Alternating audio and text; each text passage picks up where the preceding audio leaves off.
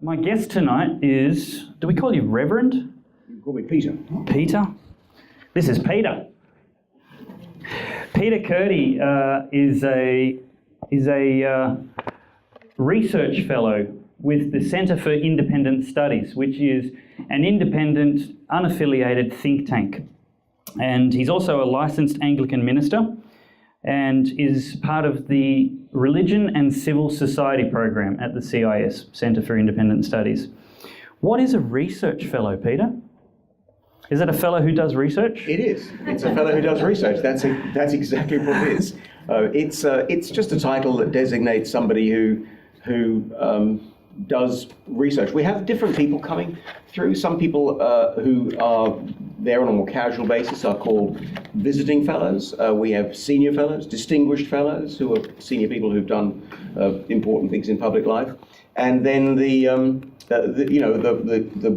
people at the coalface like me who are called research fellows. So you're the hard-working people. Yes, I'd like to say so. Very good. Well, tonight I'm very privileged to be able to interview Peter on the occasion of launching his new book, The Tyranny of Tolerance. Shouldn't be a new concept for anybody. If you've ever heard the phrase, the people calling for tolerance are the most intolerant people, it's basically a familiar concept you've already got the grasp of. But here's what the Honourable John Howard had to say in the first paragraph. Peter Kurti's book, The Tyranny of Tolerance, could not be more timely. I'm not going to do a John Howard impression, but if you can just imagine his voice, that would be good. The quality of public debate in Australia has recently taken a dramatic turn for the worse. Intolerance and bigotry have been displayed towards people expressing traditional views on social issues. This has occurred, incredibly enough, in the name of greater tolerance and acceptance of alternative points of view. Companies have even been targeted or vilified because of the personal view of certain officers or employees. The trend has been most obvious in the debate about same-sex marriage.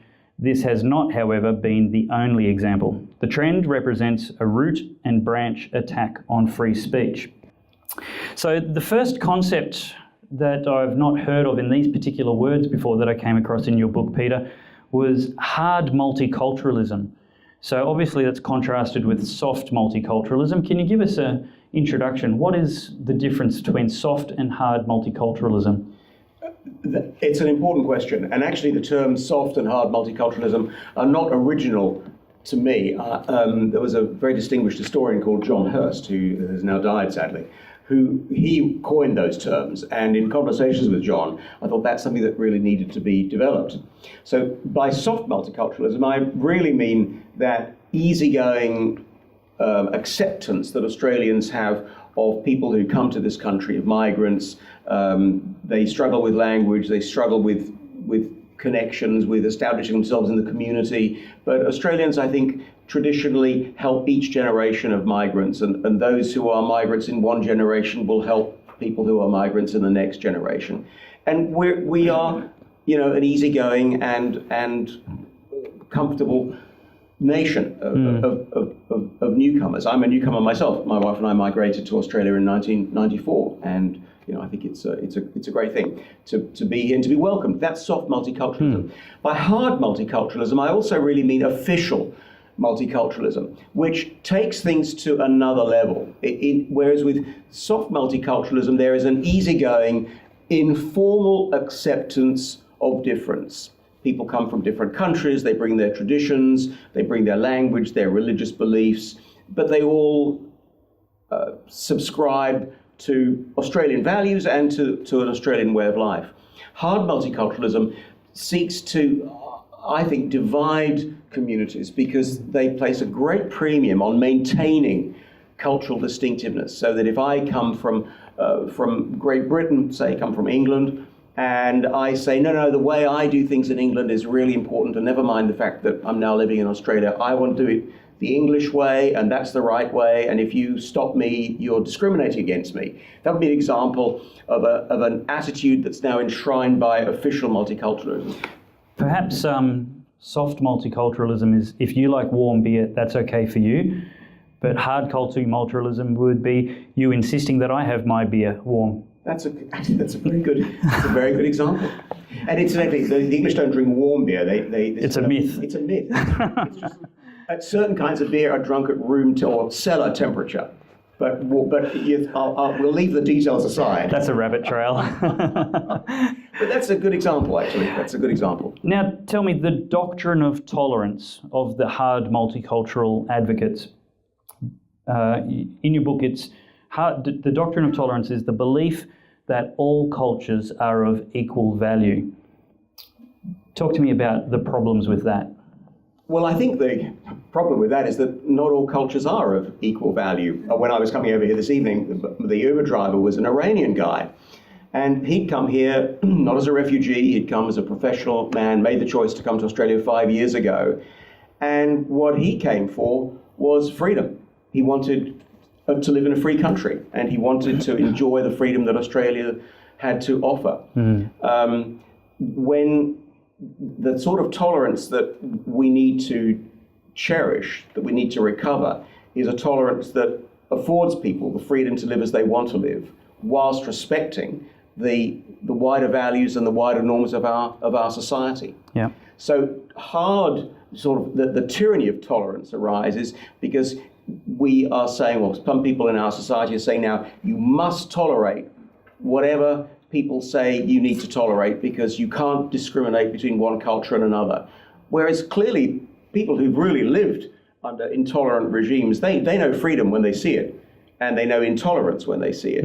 And I think we make a big mistake when we assume that we can't distinguish between or make judgments about different kinds of cultures. And one of the great fears I think we have, or many of us live with these days, is the idea that if you discriminate against somebody, if you make a judgment, somehow it's an act of hatred. It's a form of hate speech, which is really not the case at all. It is quite ridiculous. When somebody accuses me of being discriminatory, I have to ask them if they just put any petrol in their car when they go to the petrol station, or if they just feed their kids ice cream all day, every day. But if they apply any thinking process, then they are also discriminating. And we should no less be discerning and differentiating between good ideas and bad ideas, good cultural values and bad cultural values. If you put petrol in a diesel engine, you're going to break it. If you put bad, hateful ideas that infringe on somebody's personal liberty in a liberal democracy like our own, then you're going to damage our culture. There are obviously child brides, forced marriage, those kind of cultural values don't mix well in the engine of a liberal democracy. So we need to discriminate, and it's not hateful, it's actually loving to protect people from bad ideas. Those are some of the most egregious examples, but they are examples where the law of Australia, the secular law, needs to trump any claim about cultural or religious observance, because things that are simply unlawful must remain unlawful, and there can be no way in which we can enter into a conversation about the virtues of child marriage or female genital mutilation, just take two very controversial practices that we know go on. I mean, we know they go on because people get hauled before the courts for having done such things and participated in such rights. So one of the surprising things that advocates of hard multiculturalism will argue is that the law shouldn't apply equally to everybody. Why do they say that? Well, they say that because they think that what the law needs to establish or accomplish is not equality of application, but equality of outcome. So you go to law, everyone has to have the same outcome. But laws impact people differently. So a law, for example, the law saying that you can't drink alcohol and drive impacts an alcoholic in a very different way from the way it impacts a teetotaler. Yeah, or my daughter. Or your daughter. Who neither drives nor drinks. So the idea that law has to have equal outcomes is a myth. What we need to remember That's right. and establish is that there is equal application. The law applies to you and to me, to every person in this room, in exactly the same way, and that's what justice for all really needs to mean. It's hard to imagine how they even. I can't even relate to the logic that lets them arrive at the conclusion that the law should be applied unequally with differentiation. Well, the reason is that we've fallen into a trap. And that trap is the idea that to discriminate, to make a judgment about another person's culture or their beliefs, is the worst form of secular sin. That's really where we've fallen down. And that really lies behind a lot of the push behind anti-discrimination legislation, the debate around 18C, which I know you've talked about in the past a great deal. It's the idea that you can't say anything that involves making a judgment. That's the secular sin. And we've fallen into a trap, and that's actually hobbled, or it is in the process of hobbling public debate, I think. It's an interesting term of phrase, the secular sin. Something that extreme exclusive secularists are quite insistent upon is the separation of church and state. And there seems to be a new religion of almost statism in itself, where there's such thing as a secular sin. Tell me about the dictatorship of virtue that you describe in your book.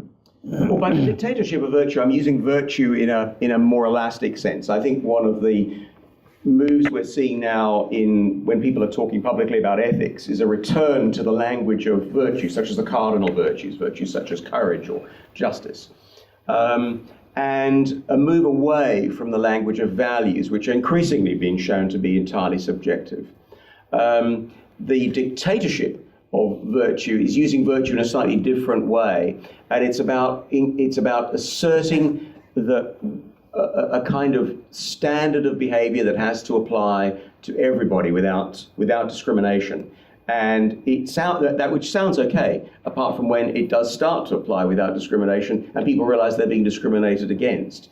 So any word that involves, any phrase that involves tyranny, which is why I use the word tyranny in the title, or dictatorship, is a warning bell that what follows is a corrupt notion of what's being talked about. So when the word tolerance follows tyranny, we know that something is going wrong with tolerance. When virtue follows the word dictatorship, we know that something odd is happening about virtue. And it's about the way, I think the dictatorship of virtue is a way of conveying the idea that, amongst other things, that people in a way parade their virtuous stances in a way that I think oppresses others, so that you're shamed into if you disagree. You are publicly hounded if you take an independent or particularly a faith-based stand on an issue. So the dictatorship of virtue sounds like something that is meant to convey the idea that this is the way it's going to be and this is what you've got to abide by. Is there a positive way that can be expressed? Is it just something good that's gone to an extreme? So, for example, I would rather that positive peer pressure promoted good behaviour in society, as opposed to the government coming along and telling us, making laws to constrict our behaviour. For example, racism. I think there's no institutional racism in Australia, and if there is anywhere that can be pointed out, I'd gladly stand up and fight it. But more to the point, if somebody is flagrantly racist in their behaviour or attitudes towards another individual, especially publicly, then all of us in this room and most people in Australia would publicly condemn them and tell them to sit down and shut up and grow up. But this dictatorship of virtue, is that the same thing gone too far, or is it a totally different beast than positive peer pressure? It's a very interesting question. I think what we are seeing in many ways, the movement we're seeing, the development we're seeing in our society, is the state and law stepping in to regulate behavior that would at one time have been regulated by the institutions of civil society, the family, the voluntary organisation, clubs and associations. Of course, those voluntary associations are also one of the primary means by which new arrivals in the country would be integrated into Australian society. Chatting with the neighbours over the fence,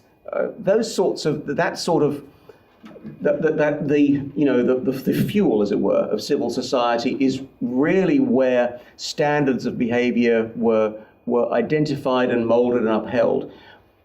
As those break down, and I think one of the factors in there, whether it's a cause or a consequence, probably a bit of both, is the decline in religious observance amongst many Australians. As that breaks down, so the state steps in and people look increasingly to law to regulate behaviour. We don't need it. And in many ways, what the book is, if it's one thing, I think it's an appeal to Australia to recover a sense of their better nature. This is not the way we should be doing it, in other words. Yeah, I agree.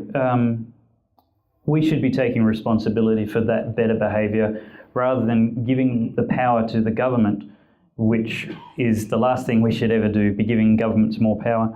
Can I just flip that over a bit and talk about the burqa? Sure. Because I argue in the book that the burqa should not be banned. I'm in favour of people being allowed to wear whatever religious vesture they want to wear. Now, I've been criticised a lot on this, and people think, no, it's a symbol of nothing less than the oppression of women and the alienation of people from Australian society. Well, setting aside the question of oppression, and for the purposes of the argument, I have assumed, and say so in the book, that I'm assuming that people choose to wear it freely, because in a sense that's all I can do. I mean, if somebody is being oppressed, banning an item is not going to change the way that person is oppressed. Other factors are coming to play there. But if somebody wants to wear a burqa, and it's Australia, remember, and that's how it's important to them to express their belief in that way, why should we stop them? Why should the law be introduced to try to stop what people can and can't wear? The onus on somebody who chooses to wear a burqa, though, is to ensure that, because it's quite a confronting garment, as Tony Abbott famously once said, the onus is to establish that, in fact, that is not a symbol of you being alienated from Australian society. You want to wear it, it sits oddly with Australian society, but in wearing it, you assume a responsibility to ensure that you do integrate. Now, that is something that I think is done by social convention, by the associations of the community, of civil society, not by law. It is a difficult one, that particular example. I know of anecdotally, I know of a young Muslim lady who got pregnant to her unmarried boyfriend, and this was great shame and humiliation, and the parents and the boyfriend were all pressuring her intensely to have an abortion that she did not want. But her one avenue of appeal to exercise and achieve her freedom was her appeal to the law that it's currently still in the criminal code in Queensland. And so I just wonder if that might not be an assistance for women who are feeling oppressed and who might say publicly that it's their choice, but privately they feel they have little choice. Maybe less would feel oppressed if they could appeal to that criminal code. But and just a point, really, not even a question. I note that there are many majority Muslim nations that ban the burqa, at least in government buildings and public places, certainly not in the streets or in their homes. But yeah, I do take your point that there's this tension to be managed and balanced between individual freedom and laws that moderate behaviour that we might find offensive but doesn't actually hurt us. Look, the last question on hard multiculturalism is something that actually surprised me, that people would actually say this out loud and own it, because it strikes me as so illogical and even treacherous to unpatriotic, that they have a doctrinal opposition to the integration of people from multicultural backgrounds in Australia, and that they're intolerant of divergent points of view on this. People actually believe that immigrants should not integrate with Australian culture? Well, one of the people I think who has done something to provoke this sort of conversation is the Race Discrimination Commissioner, Dr. Tim Soutphommasane, who is a very able man, a very eloquent and highly educated man. And it astonishes me, as the son of Cambodian migrants, that he, in fact, rather than setting himself up and presenting himself as an example of just how successfully multicultural Australia really is, has actually stoked the flames or stoked the fires of racism by invoking notions of cultural racism as much as anything else. And what underlies the idea of cultural racism is the notion that we're coming back to the point we discussed a few moments ago, that you'd make a judgment about the relative value or the relative merits of different cultures. And this idea that you don't have to integrate really cloaks a deeper idea, which is that by requiring people to integrate, you're asking them to give something up that's important to them, even though in the name of, say, a national identity. And a lot of these people don't like the idea of national identity. They think that in itself is racist and oppressive. But that by requiring to give something up in order to become integrated to Australian society, you're actually indulging in a form of racism which is being dubbed cultural racism. And I think that's a big mistake. And I think, as we've said, to think that you can't make a judgment about somebody's culture, somebody's the beliefs and practices that they bring to this country, I think is wrong. My father was a migrant from Europe in the early years of the Second World War. When he eventually made his way to Britain, he was very strong on assimilation. I mean, he, to the extent that I don't speak German, my brother and I were not brought up to speak German, because he felt very, very strongly that we have to grow up as English boys in England, and we have to learn the ways of the English. And he went out of his way to ensure that assimilation was how we saw ourselves being brought up. And it astonished me later on as I grew up and became a teenager and met people who would say, well, you know, I'm half Polish. It would never occur to me to say I was half Austrian. That was absolutely not part of the family worldview that I grew up in. So in a way, I speak from experience in this, that I think that assimilation is actually very important. You can maintain practices, you can maintain values, you can maintain a cultural outlook, but you mustn't allow those to distance yourself from the mainstream culture. And I do believe there is a mainstream culture, but you can't allow that you can't allow those things to distance you from the mainstream culture. Otherwise, what we'll end up with, to take multiculturalism to its extremes, is a nation of tribes, people who are just living side by side in a very disconnected way. That, I think, is worrying.